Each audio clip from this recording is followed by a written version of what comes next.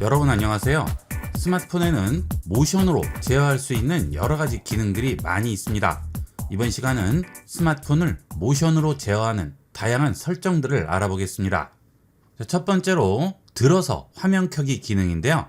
스마트폰이 이렇게 꺼져 있을 때 스마트폰을 켜기 위해서 스마트폰을 들고 화면을 두 번을 터치한다든지 또는 우측이나 좌측에 있는 버튼을 눌러서 화면을 켜게 되죠.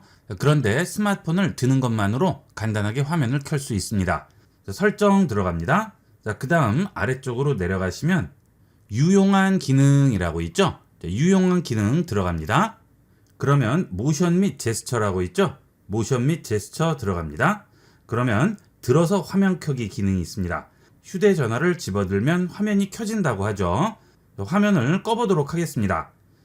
휴대전화가 바닥에 놓여 있는 상태인데요. 이 상태에서 휴대전화를 들어보겠습니다. 자, 들어도 켜지지는 않죠. 자, 휴대전화를 세로로 듭니다. 그러면 바로 켜지게 되죠. 화면을 두 번을 터치한다든지 측면 버튼을 누르지 않아도 스마트폰을 들고 세우는 것만으로도 화면을 켤 수 있습니다. 자, 그 다음은 모션 및 제스처에 보시면 두 번 눌러서 화면 켜기, 두 번 눌러서 화면 끄기 두 가지가 나오죠. 자, 앞서 보여드린 것처럼 스마트폰을 들어서 세우게 되면 화면이 바로 켜지게 되고요. 아니면 스마트폰 화면을 두 번 터치해서 화면을 켤 수 있고요. 다시 두 번 터치해서 화면을 끌 수도 있죠. 자, 이 세 가지 기능을 켜놓으시면 그때그때 필요한 기능으로 이용하시면 되겠습니다. 제일 편리한 기능은 이렇게 들었을 때 화면이 바로 켜지는 기능이 되겠죠. 그 다음은 모션 및 제스처에 있는 휴대전화를 들 때 알림 기능이 되겠습니다. 부재중 전화라든지 또는 읽지 않은 메시지가 있을 경우 따로 확인을 하지 않아도 휴대전화를 들게 되면 진동이 울려서 부재중 전화나 읽지 않은 메시지가 있다는 것을 알려주게 됩니다. 자, 앞서 보신 들어서 화면 켜기나 두 번을 터치해서 화면을 켜더라도 진동이 울리지 않는데요. 휴대전화 들 때 알림에 체크가 돼 있으면 부재중 전화나 읽지 않은 메시지가 있으면 진동이 울리게 됩니다. 그래서 휴대전화를 드는 것만으로도 내가 받지 못한 전화가 있는지 알 수가 있는 거죠. 자, 그 다음은 제스처로 소리 끄기인데요. 자, 이 기능도 굉장히 편리하게 이용을 할 수 있습니다. 자, 전화 받기가 곤란한 경우가 있는데요. 그럴 때 전화가 울리면 급하게 음량 조절을 한다든지 당황하게 되죠. 자, 이럴 때 휴대폰을 이렇게 덮는다든지 또는 손으로 가리는 것만으로 소리와 진동을 끌 수가 있습니다. 자, 통화를 한번 해볼까요? 자, 지금 전화가 울리죠? 자, 이때 화면을 뒤집습니다. 그러면 바로 소리가 꺼지고요. 진동도 꺼지게 됩니다. 자, 그 다음 다시 돌려보면 계속 전화가 울리고 있는 상황인 거죠. 자, 무음 상태로 전환이 되는 겁니다. 회의 중이라든지 전화 받기가 곤란한 상황에서는 꼭 이용을 해보도록 하세요. 자, 그 다음 캡처 기능인데요. 똑같이 모션 및 제스처에 오시면 제 아래쪽에 손으로 밀어서 캡처가 있습니다. 자, 보통은 캡처할 때 어떻게 하시죠? 음량 하단 버튼과 전원 버튼을 동시에 눌러서 캡처하는데요. 이게 잘 안 되는 경우가 많죠. 자, 특히나 케이스 같은 게 있을 경우에는 몇 번 눌러야 캡처가 되는 경우가 있는데요. 이렇게 손으로 밀어서 캡처 기능을 이용하면 간단하고 빠르게 캡처할 수 있습니다. 자, 브라우저에서 검색해서 들어왔는데요. 캡처를 해볼까요? 자, 손날을 이용을 해서 화면의 우측 끝에 터치해서 한쪽으로 밀어줍니다. 그러면 간단하게 캡처가 되고요. 이렇게 캡처된 사진을 바로 확인할 수가 있겠죠. 자, 지금 이거 캡처된 상태죠. 자, 뒤로 다시 돌아가겠습니다. 어떤 화면이든 상관없습니다. 손날로 터치해서 밀어주면 바로 캡처가 돼요. 자, 이것도 해볼까요? 자, 이렇게 캡처합니다. 바로 캡처되죠? 자, 아래쪽에서 캡처된 사진 확인할 수가 있죠. 한 번만 해볼게요. 그러면 갤러리에 저장되어 있는 캡처된 사진 확인할 수 있습니다. 자, 이렇게 캡처된 화면 확인할 수 있죠. 자, 급하게 캡처할 때는 이렇게 간단하게 캡처해 보도록 하세요. 그 다음 요즘 스마트폰 사이즈가 전부 크게 나오죠. 자, 그러다 보니까 한 손으로 조작하기가 굉장히 불편합니다. 자, 그럴 때 여기 있는 하단의 홈 버튼을 터치해서 아래로 내립니다. 그러면 화면이 줄어서 한쪽 면으로 붓게 되죠. 자, 이때 왼손으로 화면을 쥐고 있으면 여기 있는 화살표를 눌러서 왼쪽으로 옮겨서 간단하게 조작을 할 수 있고요. 자, 그 다음 오른손에 화면을 들 때는 우측에 있는 화살표를 눌러서 화면을 우측으로 붙이면 되겠죠. 자, 이렇게 해서 편리하게 한 손으로 스마트폰을 이용할 수 있습니다. 자, 홈 버튼 누르면 전화기 앱도 그대로 다 사용할 수가 있죠. 자, 화면만 작다 뿐이지 사용하는 건 그대로 이용할 수 있습니다. 자, 원래 화면은 빈 공간 터치해 주시면 원래대로 돌아오게 되겠죠. 자, 이 기능은 설정 들어가셔서 유용한 기능 들어갑니다. 그 다음 한 손 조작 모드 들어가시게 되면 제스처와 버튼 두 가지가 나오게 되죠. 자, 버튼을 이용할 경우에는 홈 버튼 2번 터치하면 앞서와 같이 작은 화면으로 바뀌게 되고요. 제스처의 경우에는 홈 버튼 터치해서 아래쪽으로 내리시면 앞서와 같이 작은 화면으로 돌아가게 되겠죠. 자, 버튼을 해볼게요. 그러면 홈 버튼 2번 터치하면 이렇게 작은 화면이 나오게 됩니다. 다시 홈 버튼 2번 터치하면 원래대로 돌아오게 되겠죠. 자, 여러분이 편리하신 걸 이용하시면 되겠습니다. 자, 저는 제스처로 해볼게요. 자, 그 다음에 여기 사용 중에는 체크를 해주셔야 되겠죠. 자, 그 다음은 유용한 기능에 측면 버튼 설정이 되겠습니다. 측면 버튼 들어가 볼게요. 자, 측면 버튼은 여기 있는 볼륨 버튼 아래에 있는 버튼을 말하죠. 자, 이 버튼이 좌측에 있는 경우도 있죠. 자, 저는 우측에만 붙어 있는데요. 자, 이때 이 버튼을 눌렀을 때 어떤 작동을 하는지 설정할 수 있습니다. 자, 이 측면 버튼을 2번 눌렀을 때 카메라가 실행되게도 할 수 있고요. 또는 앱을 열게도 할 수 있습니다. 카메라 같은 경우에는 급하게 사진을 찍어야 할 경우도 있는데 그럴 때 홈 버튼 누르고 카메라 앱 실행하고 그런 과정을 다 건너뛰고 측면 버튼 2번 눌러서 카메라를 실행할 수 있습니다. 자, 2번 눌러볼게요. 자, 그러면 바로 카메라 앱이 실행되죠. 자, 이 경우 측면 버튼을 2번 누르면 전면 카메라로 바뀌거나 후면 카메라로 바뀌게 됩니다. 자, 2번 다시 눌러볼게요. 자, 그러면 이렇게 전면 카메라로 바뀌었죠? 다시 2번 누르면 후면 카메라로 바뀌게 되겠죠. 자, 이렇게 편리하게 이용할 수 있습니다. 자, 그 다음은 앱 열기를 선택을 하시게 되면 2번 눌러서 내가 원하는 앱을 실행할 수도 있습니다. 내비게이션을 많이 이용하시는 분들은 내비게이션 실행할 때마다 홈 버튼 누르고 내비게이션 앱 찾아서 내비게이션 실행하고 그런 과정들을 측면 버튼만 눌러서 간단하게 실행할 수 있죠. 자, 네이버 지도 선택을 해보겠습니다. 자, 그러면 이제 측면 버튼을 2번 누르면 네이버 지도가 실행되겠죠? 2번 눌러볼게요. 그러면 바로 네이버 앱이 실행되겠죠? 자, 이런 식으로 실행을 할 경우에는 잠금 화면 상태에서도 2번 터치하게 되면 잠금 해제 패턴이 나오고요. 패턴을 해제하면 이렇게 네이버 지도로 바로 들어오게 됩니다. 하지만 카메라를 실행할 경우에는 패턴으로 잠겨 있더라도 상관없이 이용할 수 있어요. 자, 잠금 화면 들어가 볼게요. 자, 이 상태에서 2번 터치합니다. 그러면 다른 거 필요 없이 그냥 바로 카메라가 실행되죠. 이런 거는 굉장히 편리하죠. 순간 포착 같은 것들을 할 경우 카메라 앱을 바로 실행해야 되는데 이럴 때 편리하게 활용할 수가 있겠습니다. 자, 다시 나가면 원래대로 잠금 화면으로 돌아오게 되겠습니다. 자, 그 다음은 길게 누르기 기능인데요. 빅스비를 호출할 수도 있고 전원을 끌 수도 있죠. 이거는 이용을 해보시고 본인에게 맞는 걸 이용을 하시면 되겠죠. 그 다음은 전화 통화가 끝나고 나면 종료를 하게 되는데 제대로 종료가 안 돼서 낭패 보는 경우가 있습니다. 일단 전화를 한번 해볼게요. 이렇게 전화를 받았습니다. 자, 통화가 다 끝난 다음 통화 종료 버튼을 터치해서 전화를 끄게 되는데요. 그때 손이 건조하다든가 제대로 눌리지 않으면 종료가 안 되는 경우가 있죠. 자, 그러면 내가 하는 소리가 상대편에게 다 들릴 수가 있어요. 곤란한 상황이 생길 수 있겠죠. 그리고 전화가 완전히 끊어지지 않아서 계속 연결이 되는 상태가 돼서 통화료가 엄청나게 많이 나오는 경우가 있습니다. 그래서 통화 종료는 여기 있는 종료 버튼을 터치하지 마시고요. 우측에 있는 측면 버튼을 이용을 해서 전화를 종료하도록 하세요. 자, 이 측면 버튼을 누르시면 자, 바로 종료가 되죠. 자, 이건 물리적인 버튼을 눌러서 종료하는 것이기 때문에 실수할 일이 없겠죠. 그러면 측면 버튼으로 통화 끊기 기능을 설정을 해줘야 되겠죠. 자, 전화기 앱 실행하시고요. 우측 상단 점 3개 버튼 누르시고 설정으로 들어갑니다. 그 다음 전화 받기 및 끊기 들어가시게 되면 측면 버튼을 눌러서 통화 종료라고 있죠. 자, 이걸 꼭 켜주도록 하세요. 특히나 부모님들은 꼭 이 기능을 활성화시켜 주도록 하세요.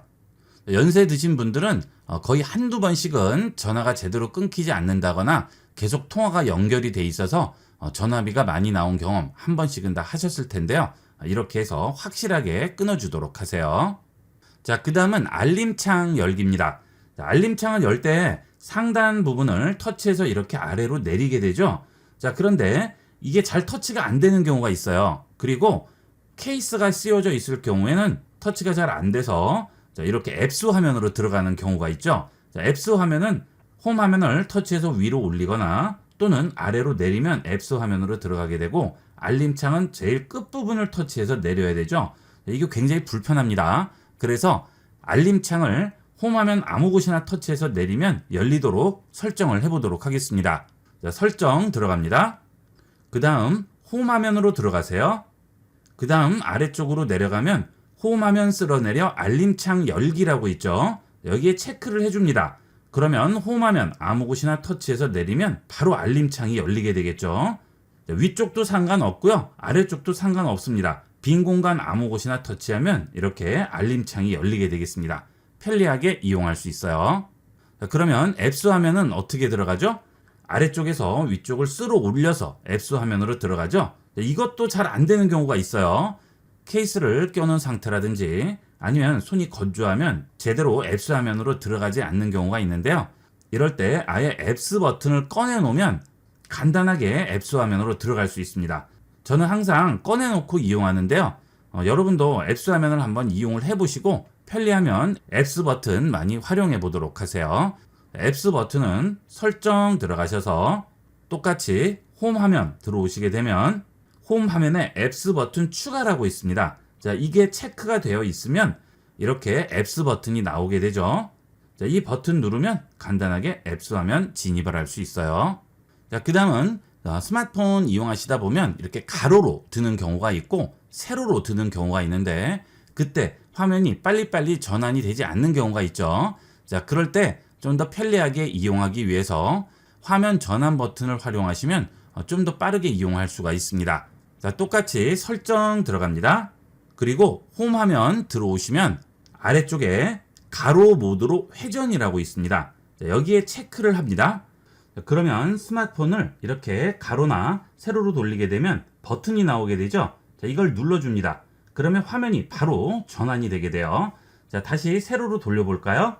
자, 세로로 돌리면 여기에 또 나오게 되죠. 자, 버튼 눌러줍니다. 그러면 바로 세로 화면으로 돌아가게 됩니다. 자, 이런 식으로 화면 전환이 빠르지 않을 때는 이 버튼을 이용하면 좀 더 빠르게 전환할 수가 있어요. 이렇게 해서 이번 시간은 스마트폰을 모션으로 제어하는 방법들을 알아봤습니다. 꼭 필요한 기능은 아니지만 이용하면 편리한 기능들이니까 많이 활용해 보도록 하세요. 스마트폰 활용 중급 마스터입니다. 여러분은 스마트폰 카메라를 사진이나 동영상 찍을 때만 이용하시나요? 스마트폰 카메라의 기능을 100% 활용하면 스마트폰을 좀 더 스마트하게 사용할 수 있습니다. 이번 시간은 스마트폰 카메라의 사진 찍는 기능 외의 다양한 기능들을 알아보겠습니다. 자, 카메라 실행합니다. 스마트폰 카메라의 다양한 기능을 활용하기 위해서는 각 기능들을 활성화시켜 줘야 됩니다. 자, 스마트폰 카메라 실행하신 후에 상단에 있는 설정 버튼 누릅니다. 그리고 인텔리전트 기능에 있는 다양한 부가 기능들을 활성화시켜 주시면 됩니다. 자, 우선 문서 및 텍스트 스캔 체크해서 켜주시고요. 그 다음 QR코드 스캔도 켜주셔야 되겠습니다. 자, 일단 이 두 가지 기능을 켜주시면 실생활에 활용도 높은 다양한 기능들을 이용할 수 있습니다. 외부에서 행사장을 방문을 한다든지 또는 매장을 방문을 할 때 요즘은 QR코드를 스캔하라는 안내가 많죠. 이 QR코드는 바코드와는 다르죠. 이 바코드는 제품을 관리하기 위한 코드고요. QR코드는 제품의 정보를 알려주는 코드가 되겠습니다. 자, 지금 약을 하나 가져와 봤는데요. 자, 이 약의 경우 바코드는 스캔이 되지 않지만 QR코드는 비추기만 해도 바로 인식을 해서 아래쪽에 주소가 나오게 되죠. 이 링크 주소를 클릭을 하게 되면 이런 식으로 제품의 상세 정보를 확인할 수 있습니다. 효능 효과라든지 설명서 내용까지 전부 확인이 가능하죠. 그래서 제품에 대한 정보를 잘 모를 경우에는 QR코드 스캐너로 간단하게 찾아줄 수 있습니다. 자, 자, 이번에 보시는 것은 약국에서 조제한 약 봉투인데요. 이 약 봉투에도 이렇게 QR코드가 있는 경우가 있습니다. 이런 경우도 간단하게 QR코드에 있는 링크를 클릭을 하시게 되면 해당 정보를 확인할 수 있죠. 의약품에 대한 다양한 내용을 보여주게 됩니다. 실손보험 청구라든지 복약지도 내용이라든지 이런 것들을 확인할 수가 있죠. 요즘은 QR코드를 많이 활용하기 때문에 QR코드만 잘 이용을 하셔도 실생활에 아주 편리하게 활용할 수 있습니다. 그 다음 서적 같은 경우에도 전부 QR코드가 있죠. 자, 링크를 클릭하시면 정보를 전부 확인할 수 있습니다. 요즘 공산품들은 거의가 QR코드가 있다고 보시면 돼요. 자, 이런 식으로 해당 제품의 정보를 간단하게 확인할 수 있습니다. 자, 그 다음은 문서 스캔인데요. 문서 같은 경우 그 내용을 그대로 타이핑을 해야 될 경우가 있고요. 문서 자체를 스캔해서 어딘가로 전송해야 될 경우도 있죠. 우선 문자 추출 방법부터 보도록 하겠습니다. 자, 이렇게 문서에 있는 텍스트를 비춰줍니다. 그러면 스캔 버튼이 나오게 되죠. 여기서 셔터 버튼을 누르지 마시고요. 스캔 버튼을 눌러줍니다. 그러면 이렇게 사진이 찍히게 되죠. 자, 사진이 찍히게 되면 상단에 스캔과 텍스트 추출 두 가지가 나오게 됩니다. 자, 스캔을 선택을 하게 되면 문서 스캔이고요. 우리가 지금 하려는 텍스트 추출은 텍스트 추출 버튼을 눌러줍니다. 그러면 강조된 텍스트들이 보이고요. 그 텍스트를 터치하시게 되면 이렇게 구역이 나오게 되고요. 터치해서 구역을 지정한 다음 그 텍스트를 복사하거나 또는 공유할 수도 있습니다. 자, 이렇게 찍게 되면 필요 없는 텍스트도 있을 수 있죠. 모두 선택을 하면 전부 선택이 되기 때문에 이런 식으로 터치해서 구역을 설정한 다음 이 상태에서 복사하시면 내가 원하는 곳에 붙여서 이용을 하실 수가 있겠습니다. 삼성 노트라든지 메모장 같은 곳에 붙여서 이용을 할 수가 있겠죠. 자, 복사합니다. 그러면 클립보드에 복사되었다고 나오죠.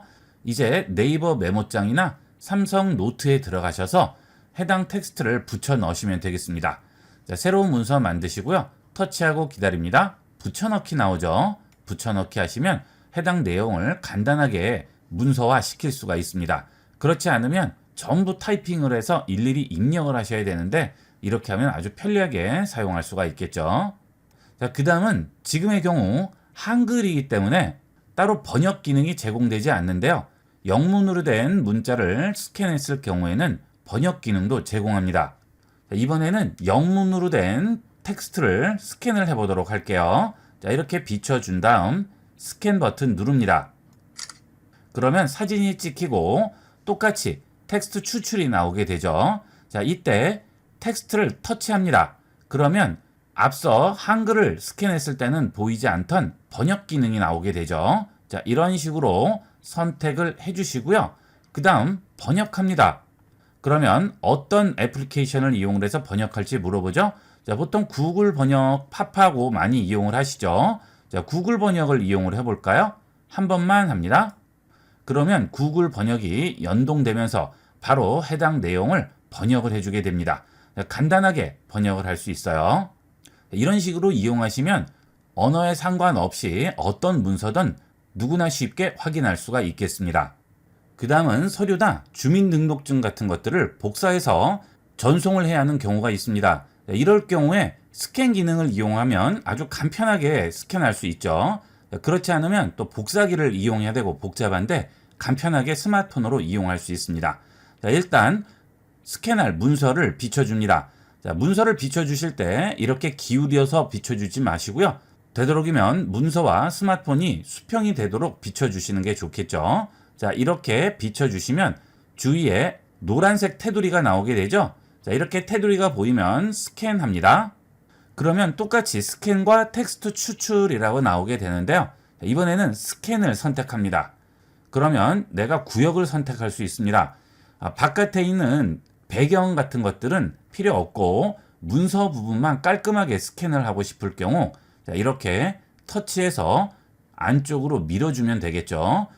지금 같은 경우에는 선을 잡고 움직였기 때문에 위에 있는 포인트와 아래에 있는 포인트가 같이 움직이죠.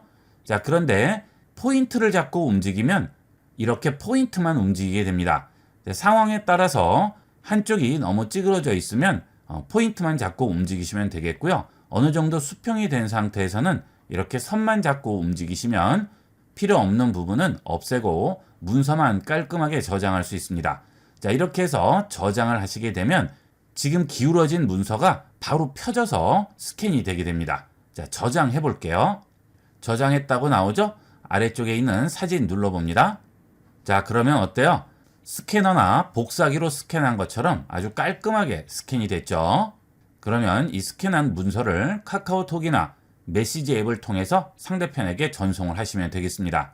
자, 그런데 이렇게 수평을 제대로 잡아서 스캔을 하지 않고요. 약간 삐뚤어졌습니다. 자, 이렇게 됐을 경우는 좀 기울여서 삐뚤어지게 찍어보도록 하겠습니다. 스캔합니다. 자, 그러면 스캔 들어가시고요. 지금은 구역이 삐뚤어져 있기 때문에 선을 움직이게 되면 한쪽이 너무 좁아지죠. 자, 이럴 때는 포인트만 잡고 움직이는 거죠. 자, 이런 식으로 포인트만 잡고 움직입니다. 자, 여기도 마찬가지가 되겠죠. 자, 이렇게 포인트만 잡고 움직입니다. 자, 그 다음 저장합니다. 다시 문서로 들어가 볼게요. 자, 그래도 나중에 결과물을 보면 아주 깔끔하게 정확한 문서로 저장이 되죠. 물론 처음에 찍을 때 제대로 찍으면 좀 더 깔끔하게 나오고요. 글씨도 깨끗하게 나옵니다. 되도록이면 깨끗한 상태로 찍어주는 게 좋겠죠. 자, 지금 한 것은 스캔하고 텍스트만 추출했죠. 자, 이번에는 책을 스캔하는 방법을 보도록 할까요? 자, 상단에 설정 버튼 누르시고요. 카메라 설정에서 문서 및 텍스트 스캔 메뉴를 터치합니다. 그렇게 되면 자동 스캔 메뉴가 나오죠. 이 자동 스캔 메뉴는 매번 터치해서 사진을 찍지 않아도 자동으로 문서를 감지해서 스캔이 되게 됩니다. 자, 이런 거는 어디에 쓸까요? 책 같은 것들을 스캔할 때 아주 유용하게 쓰일 수가 있겠죠. 일일이 전부 스캔 버튼을 누르지 않고 여러 장을 스캔할 때는 편리하게 활용할 수 있습니다. 체크해 볼게요. 자, 책을 하나 가져와 봤는데요. 자, 이렇게 펼친 상태에서 카메라를 움직이지 않습니다. 어때요? 자동으로 찍히죠? 자, 그 다음 구역을 잡아줍니다. 자, 저장하겠죠? 자, 그 다음은 다음 장을 넘깁니다. 그리고 또 찍어줍니다. 일일이 셔터를 누를 필요 없이 알아서 자동으로 찍히기 때문에 여러 장의 문서를 스캔할 때는 아주 편리하게 이용을 할 수가 있겠죠. 요즘은 전자문서를 많이 이용을 하시는데요.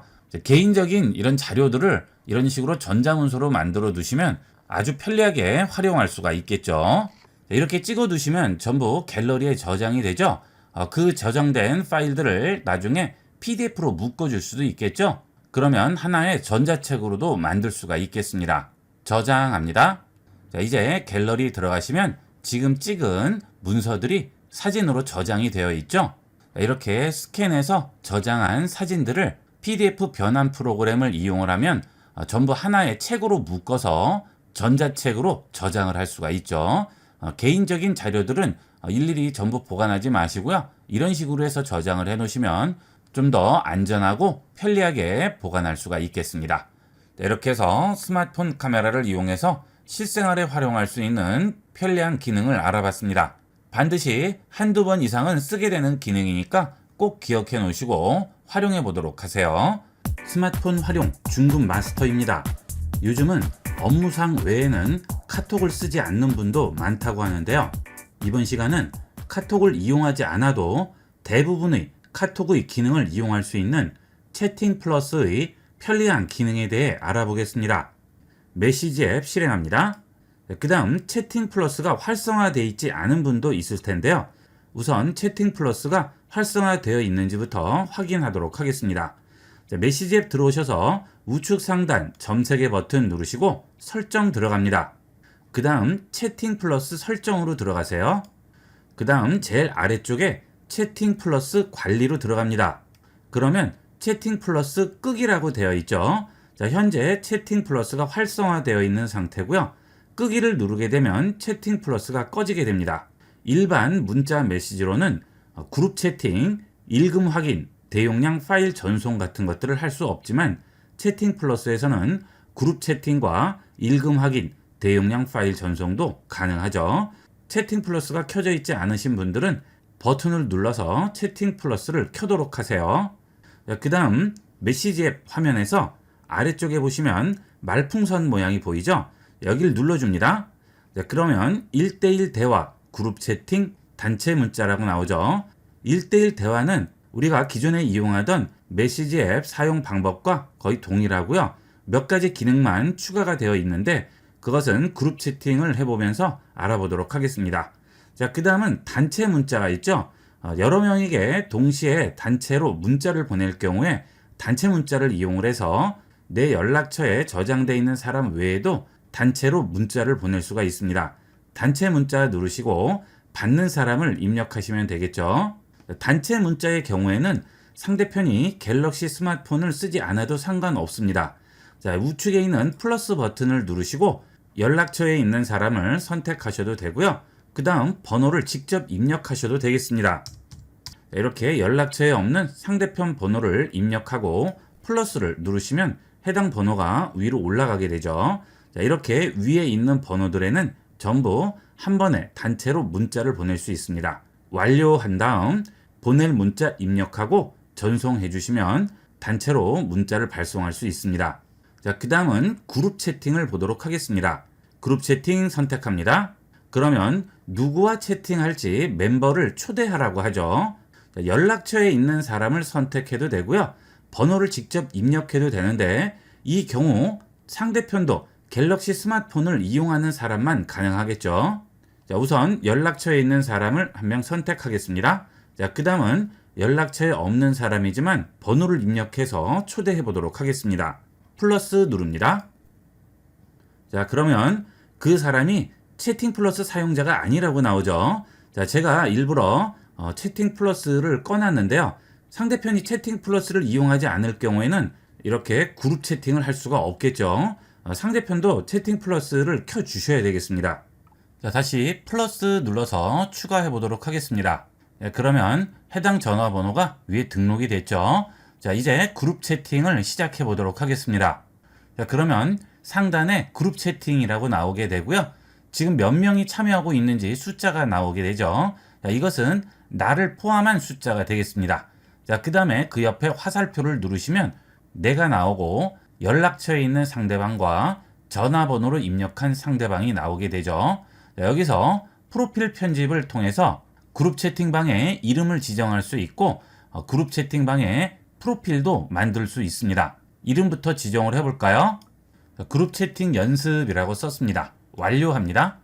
그 다음 여기서 수신인을 추가하거나 삭제할 수도 있습니다. 자, 다른 사람을 더 추가할 경우에는 추가 버튼을 누르고 또 다른 사람을 추가를 해주시면 되겠습니다. 자, 이제 여기서 문자를 보내게 되면 상대편에게 그 문자가 가면서 초대가 되겠죠. 자, 이렇게 채팅방을 만드는 것만으로는 상대방이 초대가 되는 것은 아니기 때문에 일단 먼저 문자를 보내야 됩니다. 그룹 채팅방을 만들었어요 라고 입력했습니다. 전송 버튼을 누르면 바로 전송이 되지만 전송 버튼을 누르고 기다립니다. 그렇게 되면 예약 전송을 할 수가 있죠. 날짜와 시간을 지정을 해서 내가 원하는 시간에 메시지를 전송을 할 수 있습니다. 자, 이때 전송 시간을 나중에 예약에 체크를 하게 되면 메시지가 전송이 되지 않고 계속 대기 상태로 있는 거죠. 나중에 시간을 지정을 해서 따로 예약 메시지로 전송을 할 수 있습니다. 이것은 편리한 대로 이용하시면 되겠습니다. 자, 저는 바로 전송해 보겠습니다. 그러면 이렇게 메시지가 전송이 되고 지금 2명에게 문자가 갔다고 나오죠. 자, 메시지가 전송이 되게 되면 초대한 사람이 대화에 참여했다는 문구가 나오게 됩니다. 그리고 내가 전송한 메시지를 상대방이 확인하게 되면 여기는 숫자가 줄어들게 되겠죠. 자, 확인을 해볼까요? 그러면 상대편에게 그룹 대화에 초대됐다는 표시가 나오게 되죠. 자, 지금 여기 보시면 초대한 사람이 보이게 되고요. 그 외에 멤버도 여기 나오게 됩니다. 내가 아는 멤버일 경우에는 여기에 나오게 되지만 내가 모르는 멤버일 경우에는 알 수 없는 번호 1개라고 이렇게 나오게 되죠. 자, 여기서 수락을 하게 되면 바로 참여할 수 있고요. 거절을 하게 되면 내가 참여하는 것은 취소가 되겠죠. 물론 초대한 상대편이 만든 채팅방은 그대로 유지가 됩니다. 자, 저는 수락해 볼게요. 자, 그러면 그룹 채팅방을 만들었다는 문자를 한 명이 확인해서 한 명은 줄었고 한 명은 그대로 남아있죠. 자, 나머지 사람도 확인을 해볼까요? 자, 그러면 확인했다는 1표시가 없어지게 됩니다. 자, 이렇게 해서 간단하게 그룹 채팅을 시작할 수 있습니다. 이 그룹 채팅방은 최대 100명까지 같이 참여해서 채팅을 할 수가 있어요. 그 다음은 상대방이 메시지를 입력을 해보도록 하겠습니다. 자, 상대방이 메시지를 전송을 했습니다. 자, 그러면 누가 전송했는지 이렇게 보이게 되고 시간도 나오게 되죠.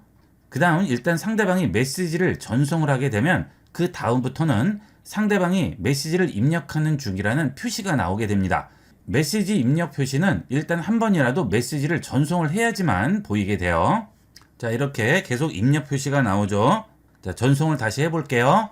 자, 그러면 이렇게 전송이 되겠죠. 자, 다른 사람도 메시지를 전송을 해볼게요. 자, 이렇게 메시지를 전송을 했죠. 자, 그 다음은 내가 메시지를 입력을 했는데 잘못 입력을 했어요. 취소를 하고 싶어요. 자, 그럴 경우 5분 안에는 취소를 할 수 있습니다. 물론 상대방이 메시지를 보기 전에 취소를 해야 되겠죠. 메시지를 보게 되면 취소하는 게 의미가 없겠죠. 자, 일단 전송을 해볼게요.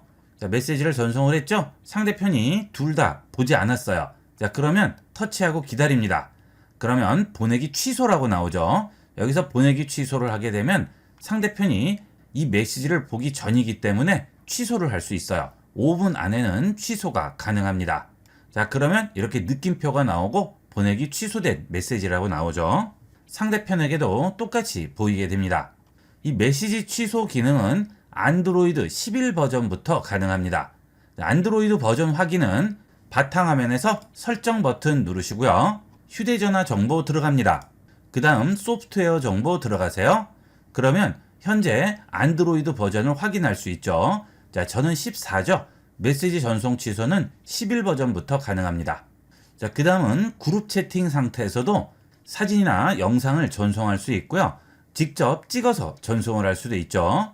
자, 사진도 여러 장을 한번 전송을 해볼까요? 자, 사진 버튼 누르고요. 여기서 원하는 사진을 여러 개를 선택을 해보겠습니다. 자, 이때 이미지를 선택을 하게 되면 이미지 공유 시에 위치 정보를 삭제할지 물어보죠. 자, 위치 정보가 포함된 사진일 경우에는 위치 정보를 삭제하고 전송할 수 있습니다. 요즘은 개인정보 때문에 이런 것들이 굉장히 민감하죠. 내가 언제 어디에서 사진을 찍었는지 전부 이 사진을 받은 사람은 알 수 있기 때문에 원하지 않는 분들은 위치 정보 삭제하시고 전송을 해야 되겠습니다. 자, 그 다음 또 사진 선택을 할게요. 자, 몇 장의 사진을 더 선택을 해보겠습니다. 자, 여러 장을 선택을 했어요. 자, 이렇게 여러 장을 선택을 했을 때 아래쪽에 보시면 무료 전송 가능이라고 나오죠. 자, 이렇게 그룹 채팅방에서 사진을 올릴 경우 따로 비용은 추가되지 않습니다. 지금 18메가의 분량인데도 따로 비용 추가 없이 전송할 수 있어요. 전송합니다. 자, 그러면 이렇게 묶여서 전송이 되게 되죠. 여러 장의 사진을 같이 전송을 할 경우 사진이 이렇게 묶여서 전송이 되게 됩니다. 자, 그 다음은 아래쪽에 입력창 옆에 플러스 버튼 누릅니다. 그러면 연락처 전송이라든지 이미지, 음성 녹음, 캘린더, 위치, 오디오 전부 메시지와 동일하게 전송을 할 수 있죠. 일반 메시지 이용할 때와 동일하게 사용하실 수 있습니다. 그 다음은 입력창에 있는 이모티콘 버튼을 눌러서 이모티콘도 전송을 할 수가 있죠. 자, 우리가 일반적으로 메시지 전송할 때 사용하는 이모티콘들 그대로 전부 이용할 수 있습니다. 자, 그 다음은 송금 기능도 이용을 할 수가 있죠. 자, 상대편이 나에게 계좌번호를 전송을 할 경우에 메시지 대화 상태에서 바로 송금도 가능합니다. 자, 메시지를 한번 보내볼게요. 자, 전송하겠습니다. 자, 그러면 메시지에 아예 송금 버튼이 붙어 있죠. 여기서 송금 버튼을 누르시게 되면 토스 앱이 설치가 되어 있을 경우 토스로 바로 송금을 할 수가 있습니다. 은행명과 계좌번호가 바로 나와서 액수만 입력하면 간단하게 송금을 할 수가 있겠죠. 현재는 토스 앱과만 연결이 되어 있는데 앞으로는 다른 은행 앱들도 연동해서 이용이 되게 된다고 합니다. 그렇게 되면 좀 더 편리하게 이용을 할 수가 있겠죠. 그 다음은 선물하기 기능도 있는데요. 이 기능의 경우는 삼성페이를 이용을 하시는 분만 가능합니다. 여기 있는 화살표를 누르시고 플러스 버튼 누르시면 삼성페이 선물을 이용을 해서 터치 한 번으로 간단하게 선물도 할 수가 있죠. 쿠폰샵으로 연결이 돼서 아이스크림, 커피 쿠폰 같은 것들을 전송을 할 수가 있습니다. 자, 그 다음 일정과 장소도 알아서 인식한 다음 일정을 추가하거나 지도에서 장소를 안내하는 기능도 제공합니다. 메시지를 전송을 해볼게요. 자, 예를 들어서 2024년 6월 20일 오후 2시에 신라호텔 웨딩홀에서 결혼식이 있다고 문자를 전송을 했습니다. 그러면 아래쪽에 자동적으로 일정을 추가할지 지도를 열지 물어보게 되죠. 자, 지도를 한번 열어볼까요? 그러면 내 스마트폰에 설치되어 있는 지도 중에 원하는 지도를 이용을 해서 실행을 할 수 있습니다. 자, 네이버 지도 실행해 볼까요? 한 번만 합니다. 자, 그러면 바로 해당 위치가 나오게 되죠. 자, 그 다음은 일정을 추가해 보겠습니다. 일정 추가하시게 되면 캘린더가 나오게 되죠. 선택하고 한 번만 합니다. 그러면 이렇게 해당 일정이 자동으로 추가가 됩니다. 자, 오후 2시까지 알아서 추가가 되죠. 그룹 채팅방에서 이런 식으로 이용하면 정말 편리하게 활용을 할 수가 있습니다. 보통 그룹 채팅방을 이용을 할 때 모임 약속 같은 것들이 많은데요. 자, 그럴 경우에 이런 식으로 간단하게 일정을 추가하고 장소도 지정을 할 수 있습니다. 회비 같은 거 내실 때도 이런 식으로 이용하면 굉장히 편리하게 사용할 수가 있어요. 자, 이렇게 해서 채팅 플러스 앱의 그룹 채팅 기능에 대해서 자세히 알아봤습니다. 갤럭시 사용자들끼리는 꼭 필요한 기능이라고 할 수 있겠습니다. 많이 이용해 보도록 하세요. 스마트폰 사용의 활용 마스터입니다. 스마트폰으로 사진을 찍으시고 컴퓨터나 다른 사람에게 전송하려고 할 때 어떤 식으로 공유하시나요? 보통 메시지나 카톡을 주로 이용하시지만 대량의 파일을 여러 명에게 전송하거나 카톡 전송이 곤란한 경우가 있죠. 이번 시간은 컴퓨터 및 다른 사람에게 스마트폰의 사진이나 파일을 전송하는 방법을 알아보겠습니다. 첫 번째로 가장 손쉽게 이용하는 방법이 카카오톡이나 또는 문자 앱을 통해서 전송하는 방법이죠. 카카오톡 들어가신 다음 원하는 대화방 들어가셔서 플러스 누르신 다음 앨범에서 사진을 선택해서 전송하거나 파일을 눌러서 원하는 파일을 전송하는 방법이 되겠죠. 메시지도 똑같은 방법으로 전송을 하시게 되는데요. 이 경우 한 명에게만 전송을 하거나 또는 사진의 경우 해상도가 낮게 전송되는 경우가 있죠. 그 다음 컴퓨터로 전송을 할 경우 메시지 앱으로는 전송을 할 수가 없고 카톡을 이용해서 나에게 전송한 다음 PC용 카톡으로 내려받아야 되는데 번거롭고 불편합니다. 그래서 이런 경우에는 케이블로 연결을 해서 파일을 전송하게 되죠. 자, 케이블로 스마트폰과 컴퓨터를 연결을 하실 경우에는 설정에 들어가셔서 제일 아래쪽으로 내려가신 다음 개발자 옵션으로 들어갑니다. 그 다음 USB 디버깅을 체크를 해 주셔야지만 스마트폰이 컴퓨터와 연결이 되게 됩니다. 자, 보통은 이게 꺼져 있죠. 자, 그래서 케이블로 스마트폰과 컴퓨터를 연결하더라도 스마트폰이 컴퓨터에 나오지 않습니다. 예를 들어 이렇게 컴퓨터에 파일 탐색기를 열어봤을 때 내 PC 아래쪽에 스마트폰이 나와야 되는데 이렇게 나오지 않는 경우는 USB 디버깅이 켜있지 않아서 그렇습니다. USB 디버깅을 켜주시고 스마트폰과 컴퓨터를 연결을 해주셔야지만 파일을 전송을 할 수가 있겠습니다.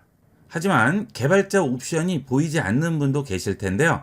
이때는 개발자 옵션을 활성화 시켜 주셔야 되겠죠. 휴대전화 정보 들어가신 다음 소프트웨어 정보로 들어갑니다. 그리고 빌드 번호를 7번을 터치를 반복적으로 해주시게 되면 보이지 않던 개발자 옵션이 나오게 됩니다. 이렇게 해서 개발자 옵션을 활성화하신 다음 USB 디버깅을 켜주셔야 되겠습니다. 자, 이렇게 해서 케이블을 연결하는 방법이 있겠고요. 그 다음은 무선으로 간편하게 파일을 전송할 수 있는 방법이 있죠. 예를 들어 사진을 전송을 해보도록 하겠습니다.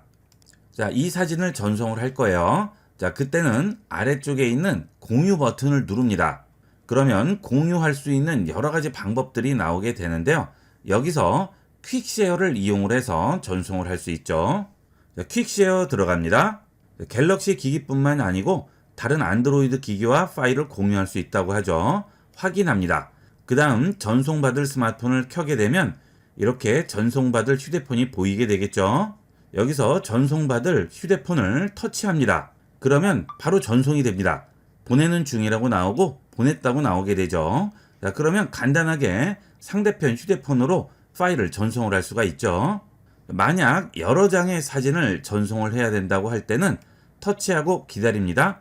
그 다음 원하는 사진이나 영상들을 모두 선택한 다음 동일하게 공유 눌러줍니다. 그리고 퀵쉐어 선택합니다. 그 다음 상대편 휴대전화 또 터치합니다. 자, 그러면 바로 해당 파일들이 전송이 되게 되겠죠. 그 다음은 내 기기로 공유는 전송받을 휴대폰과 전송하는 휴대폰이 동일한 계정을 이용할 때고요. 그 다음 계정이 다른 휴대폰의 경우에는 아래쪽에 주변 기기의 공유라고 나오게 되죠. 자, 이때 주변을 스캔 중이라고 나오죠. 자, 주변을 스캔하면 시간이 오래 걸릴 수 있죠. 자, 이럴 때는 우측 상단에 있는 QR코드를 눌러줍니다. 그러면 이렇게 QR코드 스캔이 나오게 되죠. 자, 그러면 전송받을 휴대폰으로 이 QR코드를 찍어주시기만 하면 됩니다. 자, 찍는 거는 카메라로 찍어주시면 되겠죠. 이 경우 셔터를 눌러서 찍을 필요가 없고요. 카메라로 비춰주기만 해도 됩니다. 그러면 전송받을 링크가 상대편 스마트폰에 나오게 돼요. 그 상태에서 그 링크를 터치를 하게 되면 바로 전송을 받을 수가 있겠죠. 제일 간단하게 무선으로 전송하는 방법이 되겠습니다. 이런 식으로 이용하시면 계정에 상관없이 간단하게 파일이나 사진을 전송할 수 있습니다. 자, 그 다음 주변에 없는 경우에도 전송이 가능하죠. 그 경우 상대편이 연락처에 등록이 돼 있어야 됩니다. 연락처 보기 누르시고요. 전송받을 사람 선택을 해주시게 되면 상대편 휴대폰으로 바로 전송이 되게 됩니다. 이런 방법으로 간단하게 전송을 할 수 있죠. 그 다음은 구글 드라이브를 이용해서 전송하는 방법이죠. 다시 전송할 사진을 선택하겠습니다. 자, 그 다음 공유 버튼 누릅니다. 그러면 아래쪽에 구글 드라이브 표시가 나올 거예요. 자, 구글 드라이브 선택합니다. 그러면 이 파일들이 여기에 보이게 되죠. 이 상태에서 저장합니다. 그러면 구글 드라이브로 이 사진 3장이 올라가게 되겠죠. 자, 그 다음 구글 드라이브로 들어가겠습니다. 그러면 금방 전송된 사진 3장이 여기에 보이게 됩니다. 이 사진을 PC에서 내려 받으시면 되는 거예요. 또는 다른 사람에게 보낼 경우 우측에 있는 점 3개 버튼 누르시고요. 링크 복사로 들어가세요. 그러면 링크가 복사되어 있죠? 이제 공유하고자 하는 사람 스마트폰으로 메시지, 카톡, 메일 등을 통해서 링크를 보내주시게 되면 상대편은 그 링크를 눌러서 간단하게 내려받을 수가 있습니다. 자, 그 다음은 등산이라든지 또는 야외에 여러 명이 가서 사진들을 많이 찍었습니다. 그런데 그 사진들을 각자에게 전부 전송을 해줘야 돼요. 예전에는 단체로 야외에 놀러 가셔서 다양한 사진을 찍었을 경우 하나씩 전부 인화를 해서 사진에 찍힌 사람의 명수에 맞게끔 인화를 한 다음 각각 따로따로 전달을 해줬죠. 굉장히 불편하죠. 하지만 이제 스마트폰을 이용하시게 되면 그렇게 따로따로 전송할 필요 없이 구글 드라이브에 사진들을 전부 올려놓고 링크만 전달해주면 알아서 그 링크에 접속해서 내가 원하는 사진만 내려받을 수가 있습니다. 단체 사진을 공유하는 가장 간편하고 편리한 방법이 되겠습니다. 자, 한번 해볼게요. 자, 여러 장의 사진을 이렇게 선택을 했습니다. 자, 그 다음 공유 버튼 누르시고요. 똑같이 구글 드라이브를 눌러주세요. 자, 그 다음에 여기서 앞서와 같이 그냥 저장하지 않고요. 위치를 바꿔줍니다. 내 드라이브를 터치해 주시게 되면 여러 가지 폴더들이 나오게 되죠. 자, 여기서 우측 상단에 있는 플러스 폴더 버튼을 눌러서 새로운 폴더를 하나 생성합니다. 자, 야유회라고 하나 만들었어요. 만들기 합니다.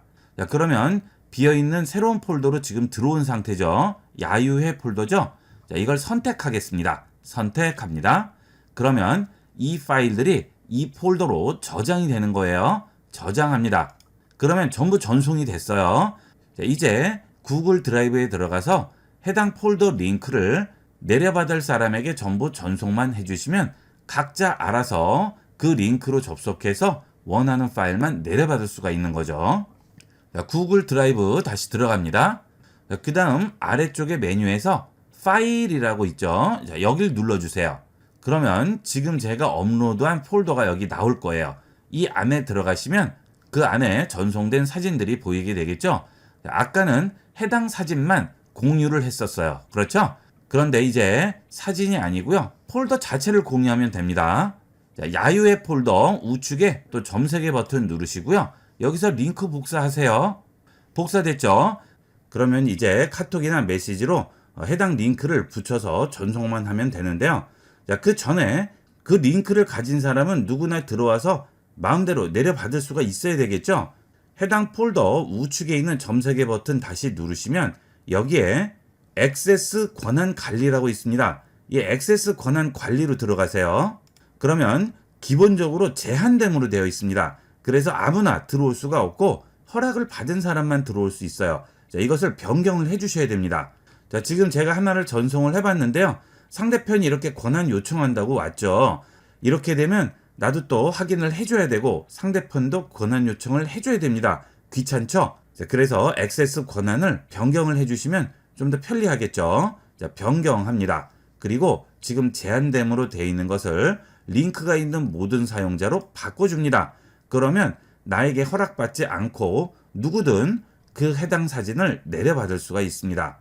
물론 아무나 그런 사진들을 내려받을 수 있는 것이 싫다면 앞서와 같이 제한됨으로 해놓으시면 보내준 링크를 누르게 되면 권한 요청을 할 건지 물어보고 권한 요청을 하게 되면 나한테 이렇게 권한 요청이 오게 됩니다. 자, 이때 확인을 해주시게 되면 이제 상대편은 접속을 할 수 있는 거죠. 자, 그러면 내가 원하는 사람만 보게도 만들 수가 있는 겁니다. 링크가 있어도 아무나 들어올 수가 없는 거죠. 자, 상대편이 권한을 요청을 했어요. 그러면 어떤 권한을 줄지 여기서 물어보죠. 뭐 뷰어만 줄 수도 있고요. 댓글을 작성할 수도 있고 편집을 할 수도 있게끔 권한을 줄 수 있습니다. 자, 이렇게 한 다음 공유 버튼을 누르시면 이제 상대편은 아무 때나 들어와서 해당 폴더 안은 전부 들여다볼 수 있고 내려받을 수도 있는 거죠. 여러 명이 동시에 사진을 내려받아야 한다든지 단체 사진을 자주 올린다든지 여러 명이 공유하는 사진들을 반복적으로 올리는 그런 경우에는 이렇게 구글 드라이브에 폴더를 하나 만들어 놓고 처음부터 권한을 설정을 해 두시면 그 다음부터는 아무 때나 해당 폴더는 내가 권한을 설정해 준 사람은 누구나 들어와서 사진을 보고 내려받을 수가 있겠죠. 물론 그 폴더 외에는 접근할 수 없습니다. 구글 드라이브에 내가 지정한 폴더만 들어올 수 있는 거예요. 아무데나 들어갈 수는 없죠.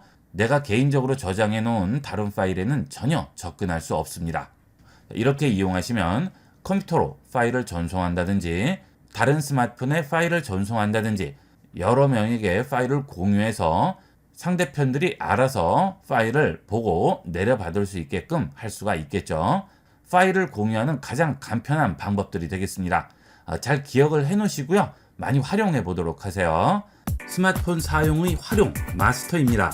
스마트폰을 좀 더 편리하게 사용하기 위한 다양한 기능들이 있죠. 이번 시간은 스마트폰을 이용할 때 가장 처음 접하게 되는 홈 화면에서 휴대폰 사용의 편리함을 극대화시켜주는 위젯에 대해 알아보겠습니다. 위젯은 앱 버튼 외에 해당 앱의 기능만 따로 빼서 홈 화면에 배치할 수 있는 것이 위젯 기능이죠. 위젯을 설치하기 위해서는 위젯 설치 화면으로 들어가야 됩니다. 자, 홈 화면을 터치하고 기다립니다. 그러면 위젯을 설치할 수 있는 화면으로 들어오게 되죠.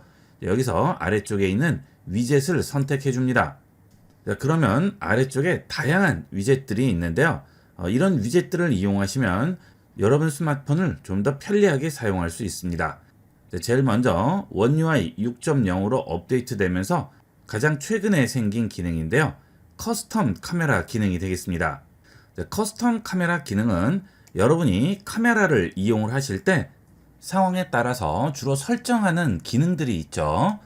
자, 예를 들어서 더보기를 누르시게 되면 프로 동영상이라든지 프로 모드라든지 파노라마 또는 야간 여러 가지 기능들을 이용을 하게 될 텐데요. 여러분이 자주 이용하시는 기능들을 미리 설정을 해 놓으시면 그 기능을 위젯으로 추가를 할 수가 있습니다. 일단 위젯부터 추가를 해 보도록 하겠습니다. 자, 터치하고 기다립니다. 그 다음 위젯 들어갑니다. 그리고 커스텀 카메라로 들어갑니다. 추가하겠습니다. 그러면 위젯 이름을 지정할 수 있죠. 자, 커스텀 카메라 그대로 쓸게요. 그 다음 시작 모드 설정이 가능한 거죠. 시작 모드 누르시면 후면 카메라를 이용을 할지 정면 카메라를 이용을 할지 인물 사진, 동영상, 프로 동영상 여러 가지 스마트폰 카메라 기능들을 여기서 지정을 할 수가 있습니다. 예를 들어 여러분들이 주로 셀카를 많이 찍으세요. 자, 그러면 후면으로 놓지 않고 전면 사진으로 놓고요. 자, 그 다음 그럴 경우에는 인물 사진을 이용을 해야 되겠죠. 자, 인물 사진 선택합니다. 자, 그 다음 뒤로 돌아갑니다. 그 다음은 위젯 배경을 줄 수가 있죠. 카메라 앨범의 가장 최근 이미지인데요. 자, 이걸 누르신 다음 이미지를 선택할 수 있죠. 자, 선택을 할게요. 자, 이 이미지를 선택하겠습니다. 자, 그러면 커스텀 카메라가 설정이 됐어요. 저장합니다. 그러면 커스텀 카메라가 이렇게 나오게 되고요. 이제 이 커스텀 카메라를 선택하게 되면 바로 전면 카메라가 실행되고 인물 모드로 사진 찍을 준비가 되는 거죠. 바로 찍어줄 수가 있습니다. 카메라에 들어가서 인물 모드 선택하고 전면 모드 선택하고 이런 거 할 필요 없이 위젯 한번 터치하는 것으로 여러분이 원하는 카메라 모드를 이용을 할 수가 있는 거죠. 자, 좀 더 줄여볼까요? 이 커스텀 카메라는 여러 개를 설정을 할 수도 있겠죠. 자, 터치하고 기다렸다가 앞쪽으로 옮겨 놓겠습니다. 자, 그 다음 다시 또 홈 화면 터치하고 기다려서 위젯으로 들어갑니다.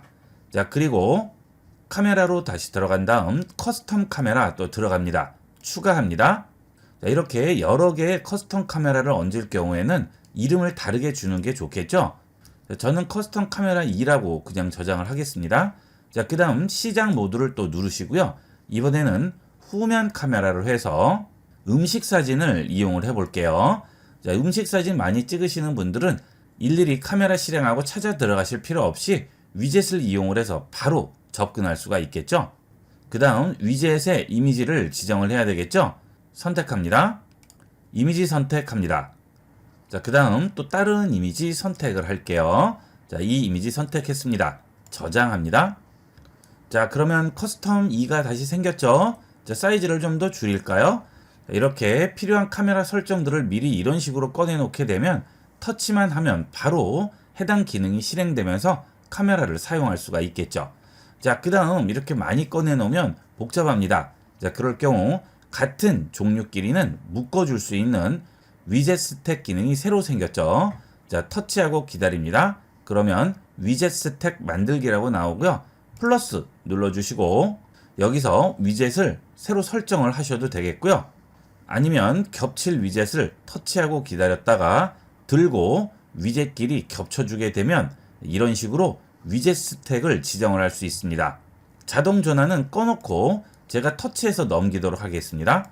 자, 이제 하나만 나와 있는데요. 터치해서 넘겨주시면 여러 개의 카메라 설정을 넘기면서 바로바로 선택해서 실행할 수가 있죠.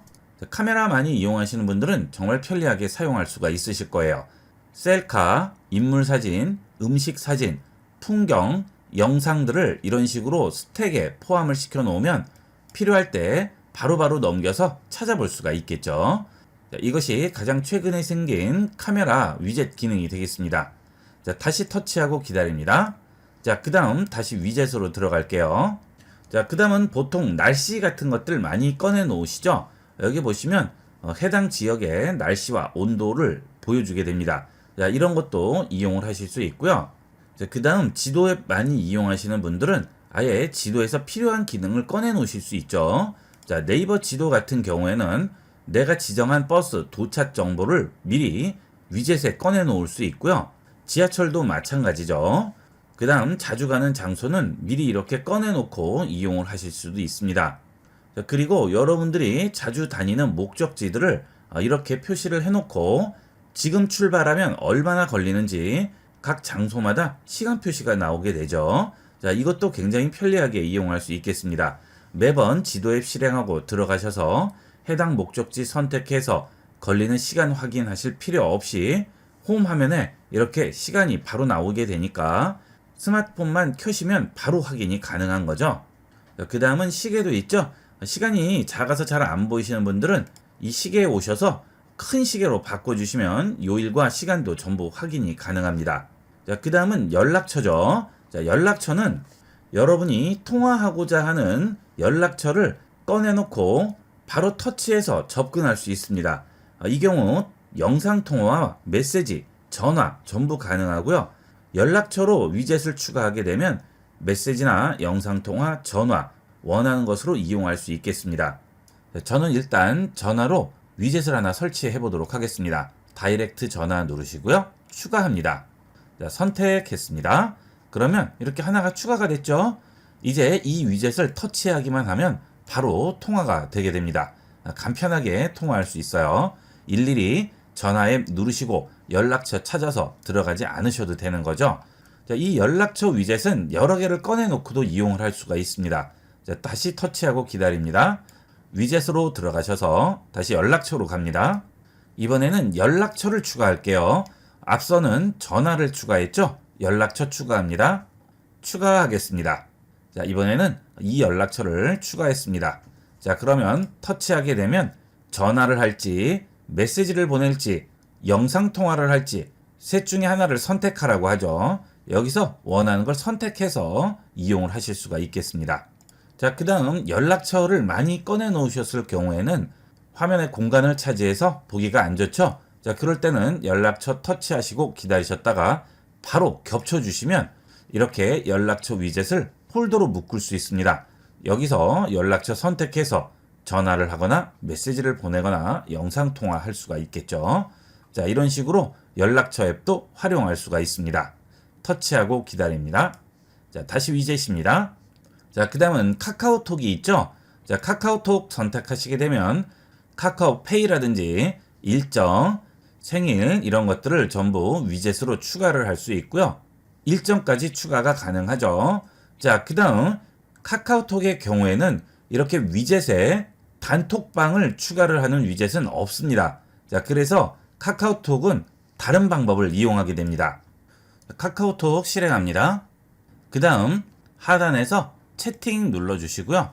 대화방이 있을 경우 원하는 대화방을 터치하고 기다립니다. 그러면 홈 화면에 바로 가기 추가라고 나오죠. 자, 이게 대화방으로 바로 접근하는 위젯이라고 생각하시면 되겠습니다. 자, 바로 가기 추가할게요. 자, 어때요? 위젯이 나오죠? 자, 이렇게 위젯을 추가할 수가 있죠? 추가하겠습니다. 자, 이제 홈 화면으로 돌아가시면 이렇게 카카오톡 대화방에 바로 접근할 수 있는 위젯이 추가가 됐죠. 자주 가는 대화방은 이런 식으로 꺼내 놓으시면 해당 위젯 버튼만 터치하시면 바로 대화방으로 들어갈 수가 있습니다. 아주 간편하게 이용할 수 있고요. 그 다음 보통 대화방이 수십 개에서 수백 개가 있는 분도 계실 텐데요. 그 중에서 자주 가는 대화방들은 이런 식으로 미리 꺼내 놓으시면 좋겠죠. 자, 또 터치하고 기다립니다. 홈 화면에 바로 가기 추가하겠습니다. 추가합니다. 자, 지금 대화방이 2개 꺼내져 있는데요. 앞서와 똑같이 터치하고 기다렸다가 바로 얹어 주시기만 하면 이렇게 폴더에 자주 가는 대화방들을 넣어 놓고 폴더만 누르시고 자주 가는 대화방으로 바로 접근할 수가 있겠습니다.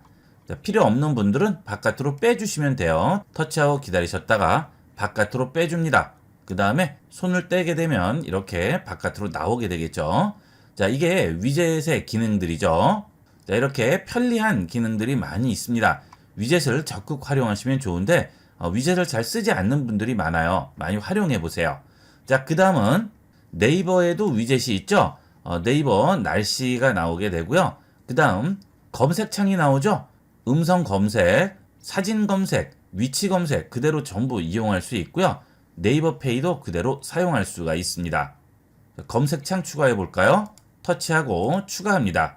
투명도도 설정할 수 있고 컬러도 지정을 할 수 있죠. 저는 기본으로 하도록 할게요. 확인합니다. 자, 그러면 이렇게 위젯이 추가가 됐죠. 자, 위에 있는 거 터치해서 기다려서 아래로 내리고요. 자, 이 입력창은 터치하고 기다렸다가 위쪽으로 올려놓도록 할까요? 자, 그 다음에 이제 필요할 때 바로 여기에서 검색을 하시면 되는 거예요.